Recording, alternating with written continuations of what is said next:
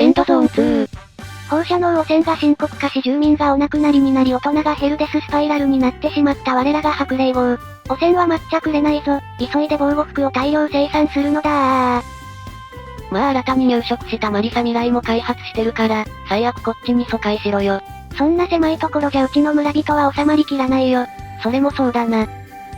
業務鉱山の鉱山効率アップのために、工部工場及びその関連施設を移設します。細かい修正入りまーす。建物の移動はできないから一旦壊して建て直さなきゃだ。鉱山を建設する前に気づけばよかったのですがこれは失敗でしたね。効率上げるために関連施設は集約しなきゃなんだけど、もう少し自由な街並みを作らせてほしいよ。パズルゲーだと思って諦めろ。地味にめんどい。あ、業務鉱山の水がなくなりそうです。鉄鉱石の自動配送と一緒に送ってたが足りなかったか。とりあえず追加で用務員から送りますが、鉱山でも追加で水の確保した方がいいでしょうか？水は送れば OK だけど鉄鉱石はそこでしか取れないからまずは資源生産を優先で。かしこまりました。さて白霊高原の繊維を回収って28人もお亡くなりになっとるしれっと埋めてごまかそう。こっそり白霊高原に墓地が増えた。さてとマリサ未来に鉛採掘場を建てるか。鉛鉱石を加工すれば鉛のベストが作れるからマジで頑張って掘ってね。おうよ。無計画にタウンセンター建てちまったから、通勤路がめちゃ遠くなっちまったぜ。長時間泥に覆われる湿地を徒歩で移動する地獄の通勤路。では採掘場で使う工具を作る工場に工具を作るための木材を得る木こり小屋。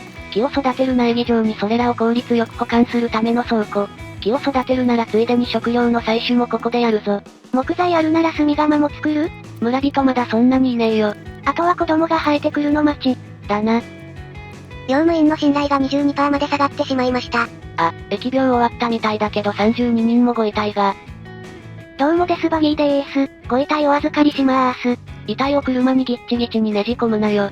当社の特殊な技術なら、4人乗りバギーでも32人乗れちゃいます。お客様も満足で信頼度のマイナスがなくなりました。なんかずるい。これ少しずつ下ろして埋葬すれば、信頼を損なわず遺体の処理ができますね。ギッチギチに詰められた後だからなんかもう偉いことになってそう。特殊な技術使ってるから大丈夫です。おい。白霊高原も処理が追いついてないのでご遺体お預かり。はい、そこもうちょっと詰めてー。あいのーり。祝典を開きましょう。おばあちゃん毎日葬儀やってるでしょ。葬儀は祝典じゃねえ、式典だ。舌打ちすな。白霊号の防護服、やっとゴム手袋も在庫ができてきました。住民の汚染濃度は相変わらずメモリ3だが、ちょっとは改善されてきたな。ではお次は除染キットを量産だー。後先考えずとにかく作れのストロングスタイル。おお、住民の汚染濃度のところに緑の矢印が。どうやら今の状況だと3種類の防護服があれば、住民は徐々に汚染から回復できるみたいだぜ。この調子で放射能汚染を乗り切り、減ってしまった白霊号の大人を取り戻すぞー。で増産した結果原料の要素切れ。業務員に保管しきれないレベルで在庫あるのでいくらでも持ってってください。あ、布地もありません。生産早すぎで送るのが間に合わねえ。もっと計画的に発注してくれ。ごめんちゃい。ガイガーカウンターが反応しています。ついにヒルズにも放射能が。でまた白霊号と白霊高原じゃないかー。もうこれダメかもしんねえ。ただでさえギリッギリなのにまだ苦難を強いられるとは。なーむ。さすがに白霊高原もノーマスクはやばかろうということで仕立て屋さんを急遽建設。白霊号に送る分の布地が減るな。あ、マスク作成に必要な石炭も作らなきゃ。もうこれ生産体制整う前に偉いことになりそう。炭窯建設急げー。このまま白霊号と白霊高原が滅びる運命もあるかもしれません。念のため用務員も独立して生きていけるように、仕立て屋と織物工場を建設しておきましょう。もう疫病の被害から復興したの？はや、用務員が何気に一番活気あるな。白霊高原炭窯完成、製造急げー。すでに住民だいぶお亡くなりになってるから人員確保が難しくなってきたぜ。おっと白霊号のラテックスの在庫が切れてゴムの生産が一時停止。布地も在庫切れて防護服生産止まってるぞ。やべ配送急がなきゃ。材料がないなら今のうちに人員確保して仕立て屋を建てましじゃあ。仕立て屋9軒目に突入。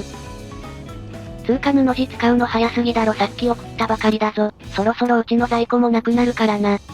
白霊号の人口が多すぎで全員に配る分が揃わない。人口1000目指してたのにまだ半分くらいだぞ。世知辛い。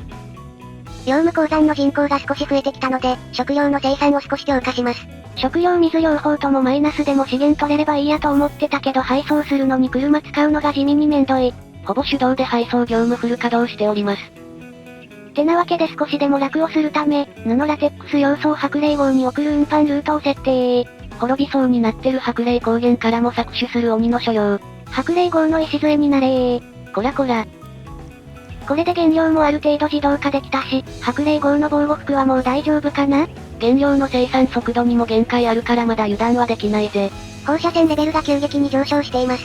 有毒な雨が来たか、防護服は用意した、あとはなるようになれだー。果たして白霊号の民は生き残れるかな？用務員でもマスクと除染キットの作成を開始しました。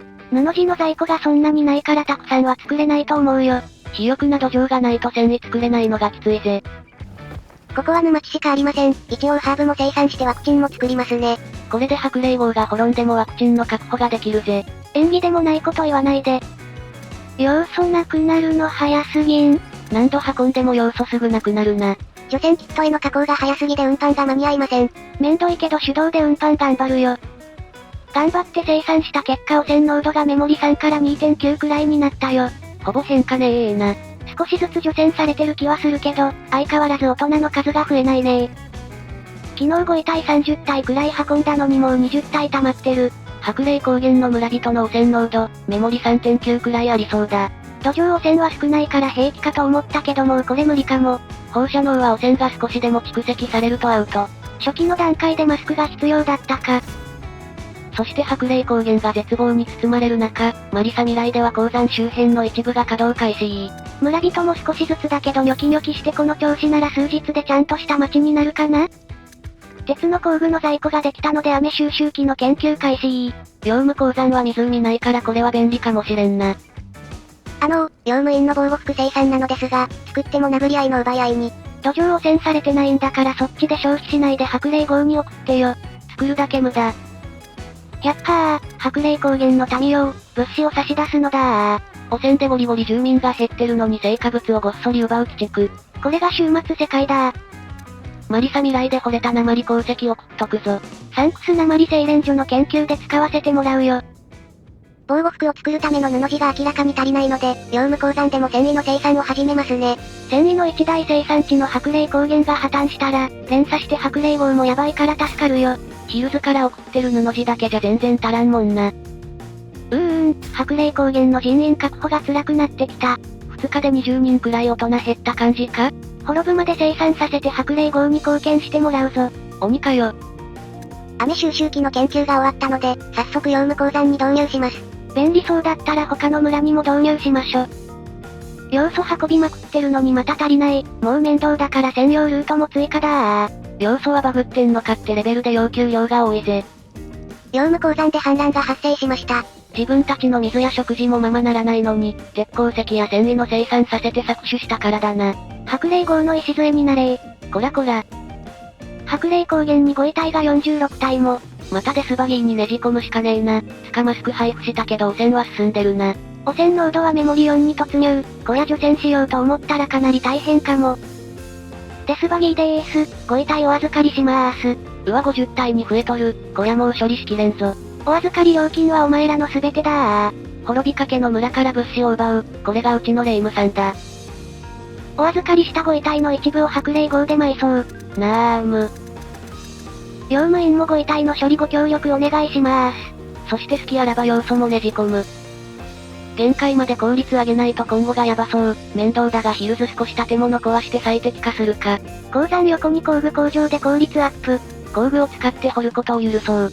今まで手で掘らせてたの？雨収集機導入したもののこれ雨降るたびに人を割り当てる感じですか？雨降ってない間はサボり？除水スピードは速いのですが雨はめったに降りません。超微妙。デスバギーでーす。